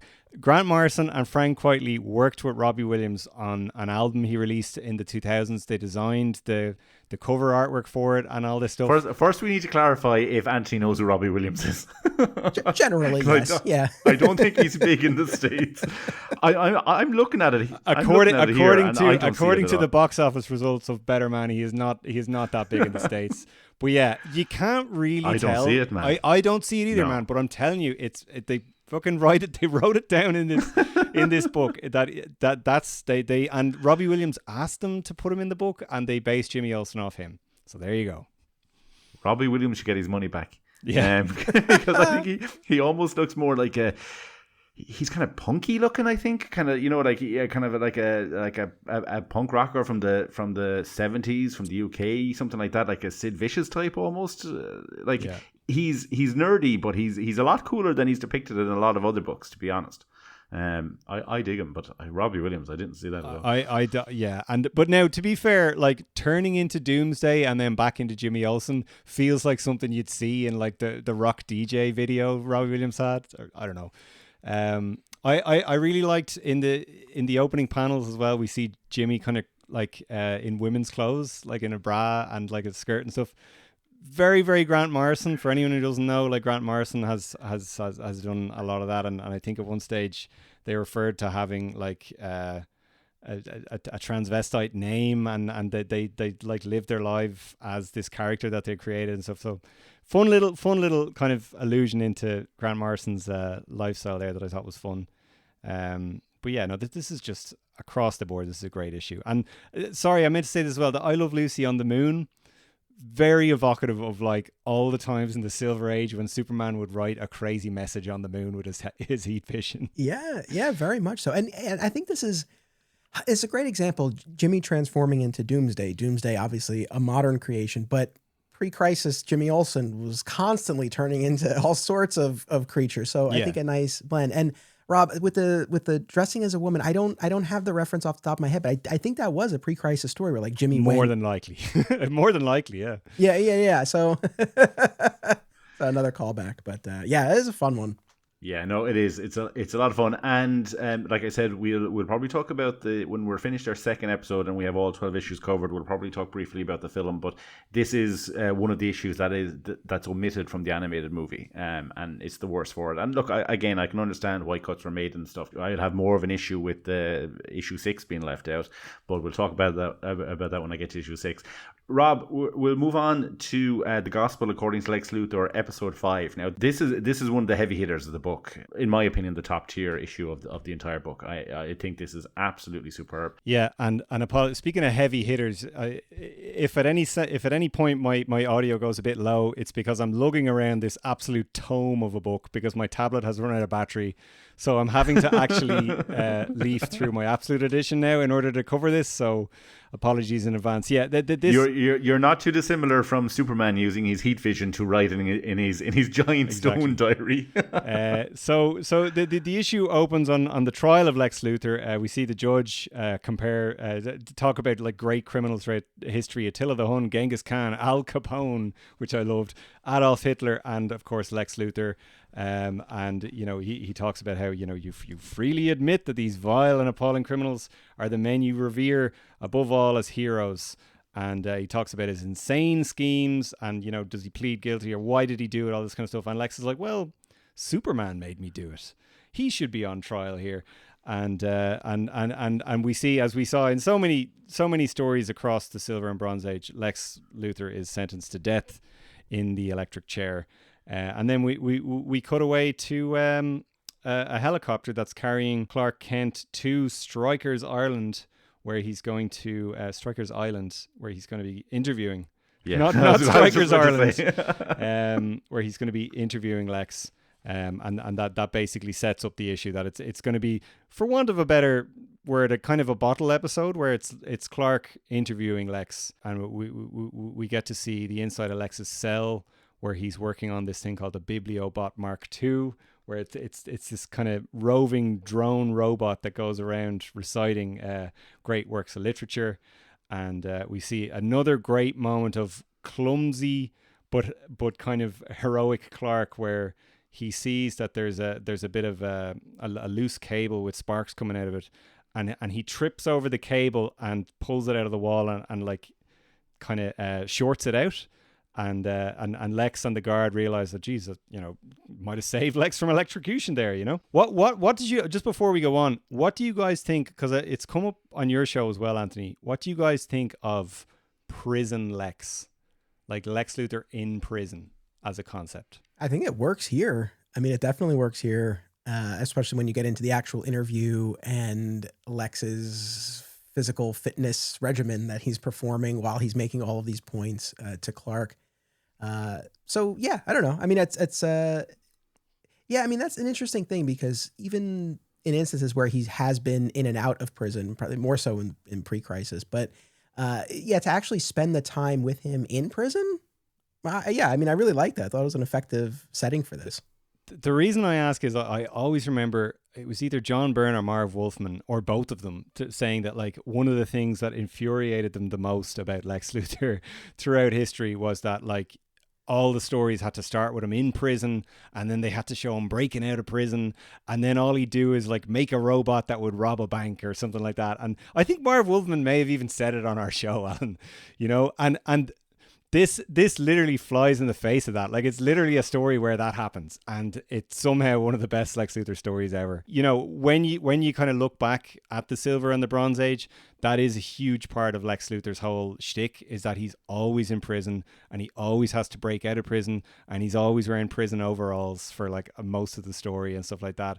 But when you read this story, you're like, wow, that is actually that can really, really work when it's done right, And this is such a really, really interesting sort of framework for this character piece between Clark and Lex, where like it is very much Clark Kent interviewing him, but like we as the audience know he's Superman, and a lot of his questions, when framed through the lens of we know he's Superman, are way more interesting. And yet Lex just can't put two and two together. It's just such a great story, man, you know? And you spoke about his physique there, Anthony. Like, we see him working out, and it's clear that the reason he takes such good care of himself is kind of out of spite towards Superman, that he's trying to show everyone else that he can be just as athletic and kind of chiseled as Superman. And he actually mocks Clark for it.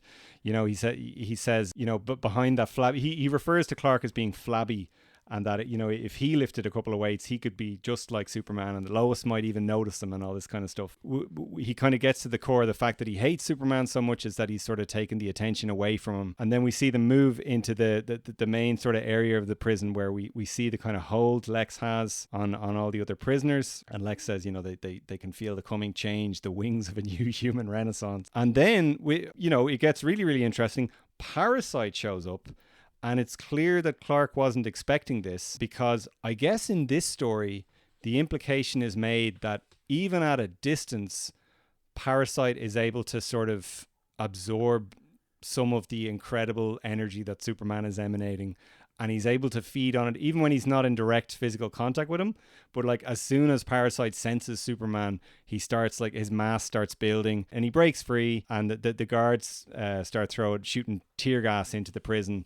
And we see another great clumsy Clark moment where one of the other prisoners is about to shoot Lex in the head in the midst of all this chaos. Lex doesn't even notice this, and Clark takes the opportunity to sort of stumble in front of Lex, and he punches the guy. Great moment there. And he uses his heat vision to burst the pipes, and then so the water comes out of the pipes, and then he freezes the guys. We'll talk about the animated movie next week. Something happens in the animated movie here that I didn't really like, but we'll mention that next week. I feel like you guys probably know what I'm talking about. Long story short, Parasite catches up to him, but he's becoming so overwhelmed with the power that he's absorbing. Lex starts shooting him, and then he seems to just sort of collapse, and the wall collapses on top of him, and Lex starts beating the crap out of him, and he has this moment where he just starts losing it. He says, "See what happens to anyone who crosses me, Kent, anyone who underestimates Lex Luthor? Liquefying." And that's exactly how he'll look. That's how Superman will look at the end. Nobody threatens me. Nobody gets in Luthor's way. Clark has a great comeback here where he goes, "Lex, my shorthand can't handle the volume," which I thought was very funny. Any thoughts on the story so far before we keep going? Reading this issue, adult Clark Kent kind of just having an interaction, a one-on-one interaction with Lex Luthor. I don't remember seeing a hell of a lot of that. In terms of him being a journalist, and just like you always have these, you know, Lois Lane interviewing him, but them spending time together. And what Clark is looking for is a little bit of closure to the relationship. Clark is looking to heal this relationship with this man, because deep down, Clark Kent feels that this man is redeemable, and that he could do wondrous things for the world if he just let go of this hatred. And the whole aspect of this issue is that we're kind of being led to believe that, you know, Lex, if things were different, he might have been this great guy or whatever. And really, in the very last panel, Lex kind of turns around and says, "No, it's not a really complicated story. I hate him because he got in my way, and that's it. It's not overly complicated at all. That is it." And he's such a narcissist. And such a sociopath that it's just all me, I, and that's all it is. And even so, you mentioned there, Rob, earlier on, that he just can't see what's in front of him. There's 2-3 panels where Clark Kent is talking to Lex without his glasses on, and Lex still just cannot see that the person he hates more than anybody in the world is standing 2 feet in front of him, because he could never live in a world where someone with that amount of power could hide it the way that Clark does. And I thought that was absolutely incredible. Yeah, I mean, this was such a standout. That final panel that you were talking about, where he says, like, there's no deep psychology as to why I hate Superman. He's in my way. It's funny, I guess, not unlike the origin, right, where you really boil it down to its most essential. I feel like, for myself as a fan, I feel like a lot of times I probably do look for a little bit more on the psychological side and that dynamic between them. But yeah, there's something to be said for kind of the pure simplicity of the hatred that he has. Rob, going back to the shorthand, I love that bit when earlier on Lex grabs Clark's notebook and he's like, "What is this? Like, I've decoded all sorts of things." Like, he's like, "It's shorthand." And I think Lex says, "What sort of affectation is that for a man?" It's just like, and also I love the bit about the eyebrow. What is that? Will someone explain this to me? Is that just a visual gag, or what is that? No, so in the Absolute Edition, Morrison talks about this. So the idea is that when Lex lost his hair, which is a Superman-related calamity in this universe, as it was in the classic Superboy comics, I don't think Superboy as such exists in this world, or at least it's not mentioned, but it's the same idea. Superman arrived to save Lex, and Lex lost his hair in the process. But in this version, he even lost his eyebrow hair, and he draws his eyebrows on, and in some cases he draws it to look more like Superman, which he's doing here, which I think is great. What's the story with the baboon in the Superman suit? Is that a reference to something, or is that just? Well, no, because he says he's trying to make Clark. I mentioned this at the top of the episode. He wanted to make the whole story seem ridiculous and unbelievable. And yet Clark, who is loyal to the truth, and he has to say that he has to report the news as he sees it, would have to mention that Lex walked into his cell and shook hands with a baboon in a Superman suit. Now, I'm sure you could probably say, oh, it's a reference to Beppo the super monkey as well, but I just like the idea that it's just Lex trying to just completely deconstruct Clark's career and make him seem ridiculous. And you know, we were talking before about Miracle Monday, and there's a scene in Miracle Monday where he uses the power of deep thought to physically walk through a wall and ends up opening a portal to hell in the process. That is so true to this version of Lex Luthor, where his version of science is so preposterous that it just seems like magic. Like there's another bit in this where the Bibliobot that we mentioned at the start, he says something like, oh, it turns out that your escape route count has been excavated by Bibliobot Mark II. Did you know Moby Dick can be recited at frequencies so high Melville's masterpiece becomes a sonic drill? Incredible stuff, you know? And then and it bores a passage through the earth. Lovely. We meet his niece Nostalgia, who I believe actually is a character from the Silver Age, Nasty Luthor. I think she might even pop up in Supergirl comics, Anthony. Am I right in saying that? My expertise there is very shaky. So, but yes, she does come from somewhere. That's kind of the extent of what I know. But yeah. 18 in the book and 16 in the animated movie, which I thought was a bit of an odd choice considering how she was dressed, but okay. I might be wrong about this, Alan, by the way, but when you talked about Lex losing his eyebrow in one bit, I'm pretty sure there is a panel where Clark is getting angry with him and he heat visions the eyebrow off. Now, I might be misremembering that. He has it at the point where the guy is pointing the gun at him, and then obviously Clark trips over and punches that guy in the face. And then the next time we see his face, he doesn't have it. So I think he just loses it in that scuffle. So I was tracking this as I was reading it, because I got to the end. I'm like, all right, where? So I think there is I don't know the exact page, but I think there is a point. You do see him sweating as they're running through and whatnot, and he wipes his brow. There's a point where he wipes it. And so I guess the implication is at that point he wipes it off. But like what's great about it is, yes, there is that line early on where he's talking to Clark and he mentions about some men shaping their eyebrows to look like Superman. So we do have some actual dialogue that speaks to it, but otherwise it's just a visual gag, which is great. Yeah, and to your point though, Alan, like it is not made explicitly clear. Like this is a thing that you really pick up. Yeah, I love that. I love that because again, I don't even think I picked up on that the last time I read the book until I sat down and I was reading it this time, and you just pick up on all these little things. Every time I read it, I take something else away from it. I love, like you always talk about, Rob, about. That time I had the bit of the tirade about the George Reeves show where he wasn't wearing his glasses and nobody recognized that he was Clark. I totally buy it here. I completely buy it in this situation, that this guy is just blind to it. Like he just cannot and will not accept the fact that this could be Superman, even if the thought has entered his head previously. And what I really liked about it is that on numerous occasions in the story, he says to Clark, I like you, Clark. He likes Clark Kent. Now, whether that's true or not, I don't know. Yeah. But he says to Clark, look, I like you, and you could have been a better man, or you could have fared much better if Superman hadn't been in the picture. I think that's all great stuff. And then the frustration of Clark at the end, where he's literally screaming in his face. He says, you'll die like a mad dog in the yard. Think straight, Lex. And then he just gives up. And the final panel is that kind of big one shot where Denise just says, where to now, Mr. Kent? And Clark kind of looks like he's kind of, he's finally given up hope on Lex. I thought that was amazing. And to the George Reeves of it all, like I talked earlier on about how he physically is different as Clark in the story. He does become Superman in that panel. You see his jaw clench up and like he's actually going back into Superman mode. So it works even more to convey how blind Lex is. So it's a really good point. Episode 6, Funeral in Smallville. So, as it sounds, this issue deals with the death of Jonathan Kent and the struggle with grief and loss. And it's just a very powerful issue. It's the issue that, like I said earlier, that I brought to Grant to get him to sign, and that I had the conversation with him about. And he explained to me, as I said before, that he wrote this after he'd lost his father, and it means a great deal to him. And I have to be honest, it means more to me now than it did back in the day. And I've gone through this with Rob about how myself and my wife struggled with fertility issues for a long time, and we had our daughter through IVF. And that whole first page is just Jonathan Kent thanking Clark for the miracle of him coming into their lives.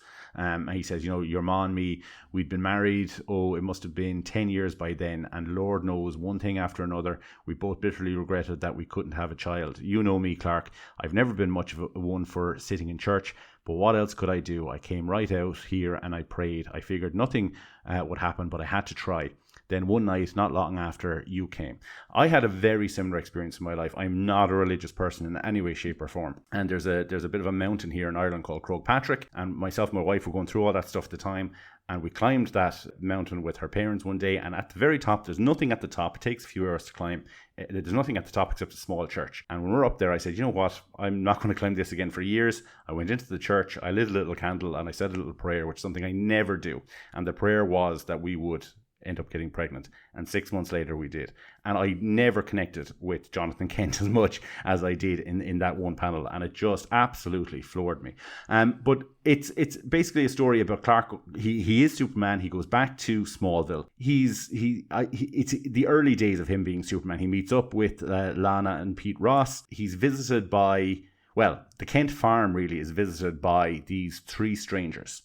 These kind of farmhands who are looking for work. Straight away, we notice there's something odd with them because we've seen one of them before. He's the Superman from the future, the unknown Superman of 4500 AD.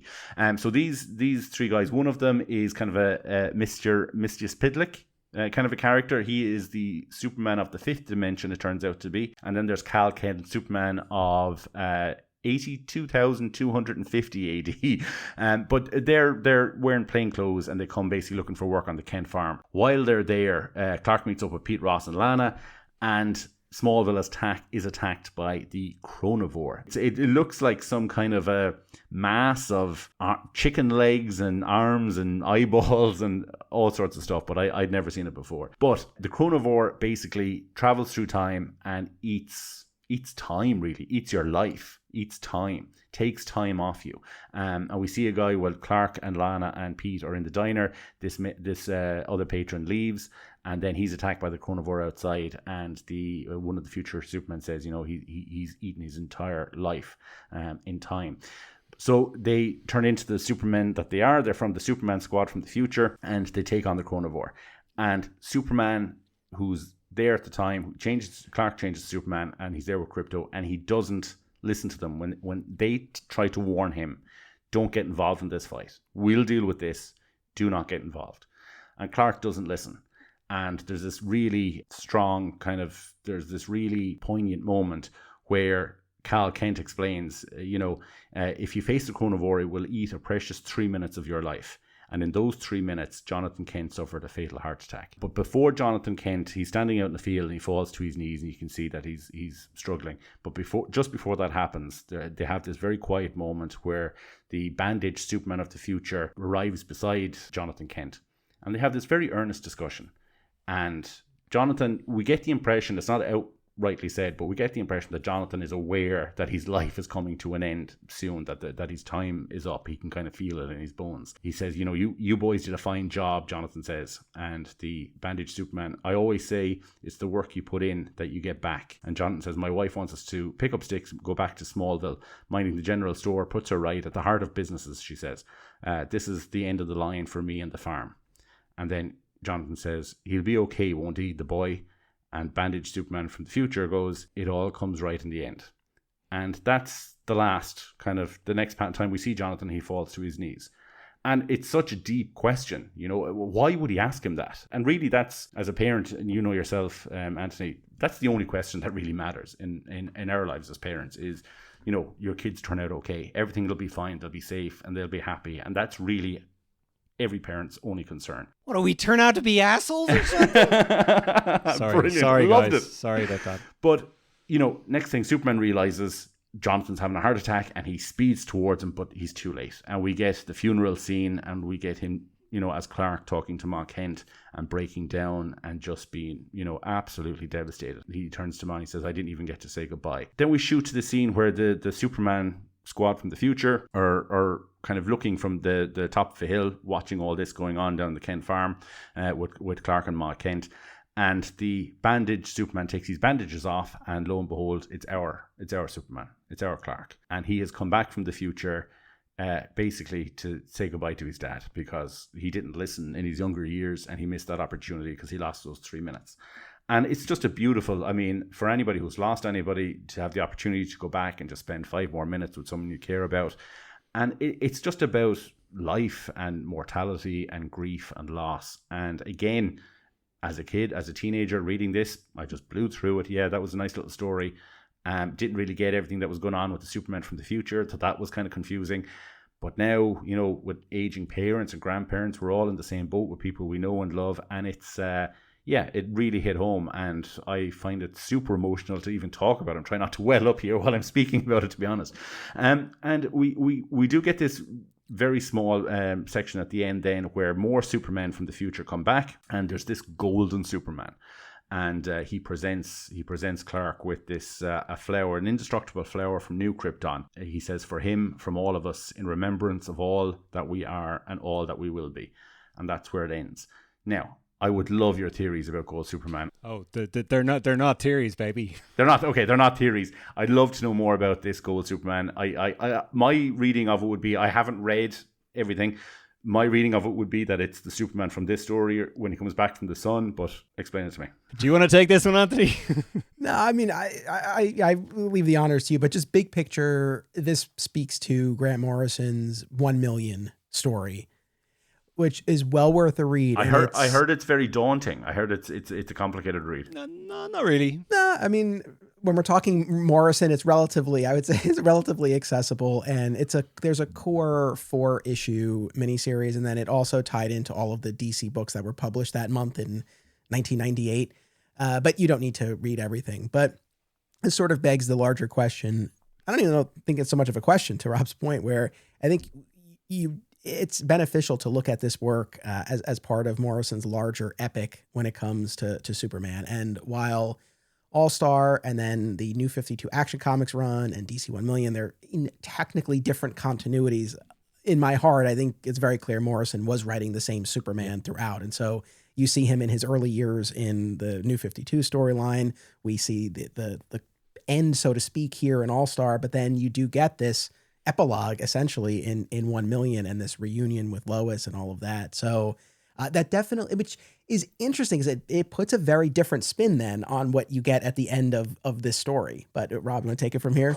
No, absolutely. And what I want to preface all of this by saying, I think it's absolutely beautiful that you, Alan, can read this story and get all of the most important thematic information from it without having any of the bullshit nerdy context that me and Anthony are sharing with you now. Like, all this DC 1 million kind of fan service stuff is great, and I love it so much, and it makes the story even more special. But it is not necessary to know any of this in order to enjoy All-Star Superman at its absolute height. And that's my favorite thing a comic or a superhero thing can do in general. And it's why I get so annoyed when people say, oh, well, you know, the problem with these superhero movies is you have to watch every single one. If you have to watch every single one, then the stories have failed you. Like, you should be able to watch or read the individual stories and get just as much out of them as the person who has watched everything. And that is what's so beautiful about this comic book. Like, I'm getting loads out of the fact that Solar Superman, normal Superman asks him, which of my descendants are you? And he responds, huh. And like, that's your telltale clue that, oh no, this is actually Superman from the far future. Me and Anthony know that this literally is Superman from the far future. We've met him already in DC 1 million, along with Calvin Elder, who is literally Superman 1 million. There's so much going on in this story, you know, but I think everything you've said, Alan, is more important. And that's my favorite thing about it. But yeah, Solar Superman literally is Superman at the end of this story, having traveled back in time. And next to him is Superwoman, I believe her name is. And then next to him on his left is Superman 2. So in the notes at the end of the Absolute Edition, Grant Morrison says that this guy next to him is actually Superman's son, created after the end of the story, where it's hinted that Leo Quintum has perfected the serum that they'll be able to recreate Superman. This is that guy basically. And Morrison said that the design is inspired by obviously Captain Marvel with the big cummerbund, and it's also inspired by Miracle Man / Marvel Man. You can kind of see that in him as well, and then also the kind of the classic Golden Age symbol. But I just love the name Superman 2. That's obviously a reference to the movie. So yeah, I don't have much more to add to it than that. I just think it's a beautiful story. I was going to ask you as well, Anthony, you know, as someone who went through a big Superboy comic book renaissance a couple of years ago, did you view this as being a Superboy story? Like, is he Superboy in this story? Oh, 100%. Yeah, definitely. I mean, I guess I would assume, I don't know, maybe Morrison addresses this in the notes in the Absolute, but it's like, I would imagine Morrison's intention was for this to be Superboy. I bet this is a point in time where I don't think that would have been allowed. So I think there is I mean, certainly he's in the costume and whatnot. There's a reference to the Kansas Superman. So I think this is sort of, very meant to be like very young Superman, not unlike that Legion of Superheroes animated series, Young Superman. It's like, all right, we get the idea. But yeah, just his relative youth and the presence of crypto and whatnot. Like I get the sense that was kind of the intention. And I love the fact that, you know, I'm always happy to see Pete Ross get his due. And so I like that little exchange with Lana where she's like, don't pretend I don't know, you know, who he is. So clearly this is the version where, you know, Pete is the keeper of the secret and whatnot, which I always like. But yeah, I definitely look at this as Justice for Pete Ross. Justice for Pete Ross. We'll get there. I have to say as well, I'm ashamed to say, I never actually knew the detail that Pete Ross knew he was Superboy, but Clark didn't know that Pete Ross knew. And it was only when you were going through the issues the way you did that really clicked for me. And reading it again today, I was like, oh yeah, Clark doesn't know that Pete Ross knows. So he has that line to Lana where he's like, Lana, you know I can't talk about this. And it resonated even more. That's an interesting thing you said there about maybe they weren't allowed to call him Superboy in this, because I'd forgotten about that. So for anyone who doesn't know, there was a bit of legal kerfuffle around Superboy and the use of Superboy at this point, isn't there? And like Connor Kent was dead in the comics at this stage because of issues with the Jerry Siegel family or something. Was that it? There was a lot of back and forth. I mean, it got very kind of tangled and complicated and whatnot. So that could have been at play. I was just thinking more in terms of an edict from DC, right? Because we were still a little ways away from the post Infinite Crisis Superman Secret Origin, where that was reinstated and whatnot. So but for whatever reason, whether it was legal or a decision from DC, like I assume one or both of those reasons is why he's not actually named Superboy, but it captures the spirit. And so it works. Auntie, do you have any other thoughts about this specific issue before we wind it up? No, I mean, you gave a beautiful summary of it, and really powerful how it intersected with your own life. So no, it just I love it so much. And that scene where Pa asks if the boy is going to be okay, that's the one. That's the moment that gets me. That panel, and my reading of it is you definitely get the sense he's aware he's about to meet his end. Why he poses that question to this individual in particular, I guess somewhat open to interpretation. I think at a minimum, he's aware there's something about this guy. Does he literally think that's my son, my adult son from the future? I don't know. Maybe, maybe not. But he clearly senses that there's more to this person than meets the eye. But yeah, I love that moment so much. Beautiful issue. Last thing, just before I forget, when you were talking about the Chronivore, Alan, First of all, Chronovore is supposed to be a character that was going to be in Hyper Crisis, which was another thing Grant Morrison was going to write, never got a chance to. That's not important. What is important, though, is everything you were talking about time and time being stolen, and Clark being warned not to interfere with the Chronovore or precious time would be stolen away from him.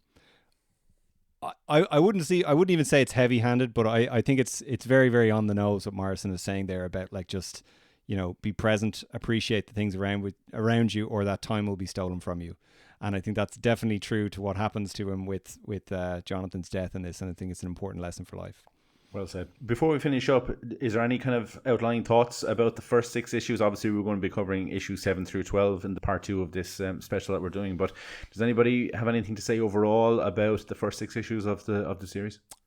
Just again that I think that they really do get better every time I read them, and I think you pick up on even just talking to you guys about it tonight. I've picked up on new things that I've never picked up on before, and I think there are some of the best character studies of Lois Lane and Lex Luthor and Superman in these, and even Jonathan Kent in these 6 issues. And yeah, I'm so grateful that they exist, and I've really, really enjoyed talking about them. Anthony, would you recommend All-Star Superman? I'd find it tough, I think, to recommend it to someone who wasn't a reader of Superman comics in general as their first go-to. But maybe you would. I don't know. Do you think it would give it a good taste of what the character is for a new reader, or would you go in a different direction? Yeah, see, this is tough, and this has come up because it's always on top 10 lists and whatnot, and deservedly so. But no, I have, for a while now, I've been pretty firm that this is not the first thing that I would hand someone if they're not familiar with Superman or Superman comics. I would definitely start them off with like a For All Seasons, right? If nothing else, just so they can get their bearings and get a sense of the character.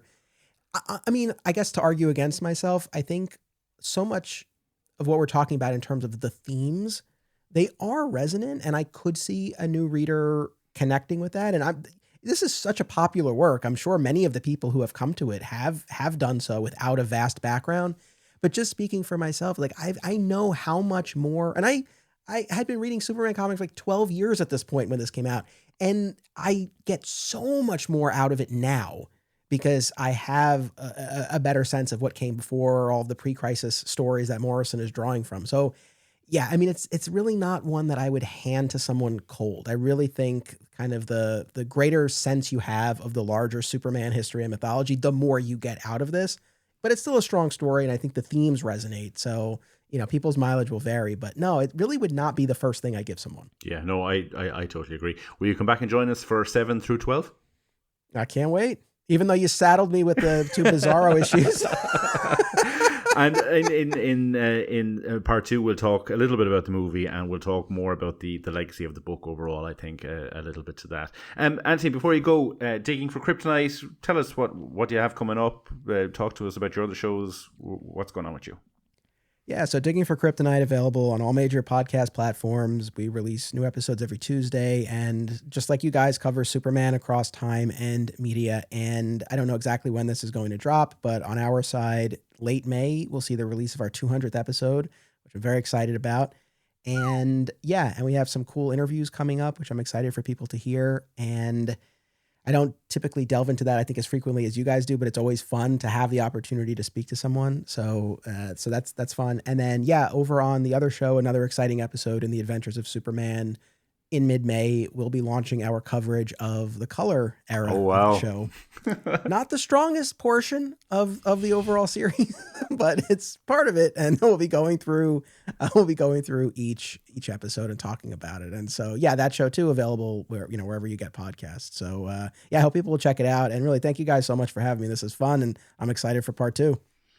No, and I just wanted to say, Anthony, thanks a million for all the support over the years, supporting us, having us on your own show. It's been phenomenal. We've really, really appreciated it, and we're genuinely huge fans of the show. I'm looking forward to actually listening to the color episode reviews of the Adventures of Superman, because I have very limited experience with the colored episodes. I've seen a handful at most, so that'll be a lot of fun. Rob, is there anything else before we wind up? No, I'm also really looking forward to that. There's some humdingers in there, man. It's a show. I've mentioned before how much I love Flight to the North, and I've long threatened to do a commentary on that episode with you, Alan, sight unseen. So you have to promise me you are not going to watch that episode until we do that. I won't. And okay, yeah, enough. so and well done, Anthony. I really enjoyed your Emperor Joker coverage, which I often cite as being a really underrated Superman story. I think it'd be a really cool premise for a movie someday. So if anyone hasn't checked out that go ahead, and that was one of the first comics I ever had, and I'd highly recommend that storyline.